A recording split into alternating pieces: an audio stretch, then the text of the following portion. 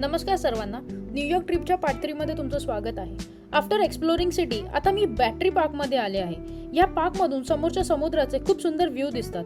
थंडी थंडी हवा येते. फेरीज पण दिसतात जे स्टॅच्यू ऑफ लिबर्टीकडे जातात.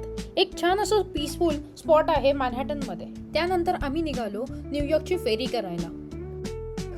न्यूयॉर्कची फेरी हे मेनली लोकल कम्युटसाठी पण वापरतात, पण टुरिस्टसाठी पण हा एक युनिक एक्सपिरियन्स आहे. 10 मिनिटं लाईनमध्ये उभं राहून आम्हाला ती फेरी मिळाली. ही फेरी जवळपास 20 मिनिटाची असते. हा एक इझी आणि सिनिक वे आहे सिटी एक्सप्लोर करायचा.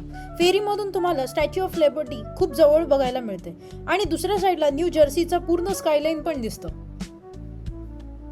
फेरी करून झाल्यानंतर आम्ही गेलो टाइम्स स्क्वेअरच्या अगदी बाजूला असलेलं जोईस पिझ्झा खायला, जे 1975 पासून न्यूयॉर्कमधील एक खूप फेमस पिझ्झा जॉईंट आहे.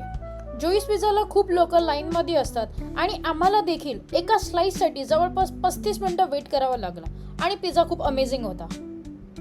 संध्याकाळच्या 7ला सनसेट झाला आणि आम्ही निघालो आमच्या फायनल डेस्टिनेशनवरती, ते म्हणजे टाइम्स स्क्वेअरमध्ये.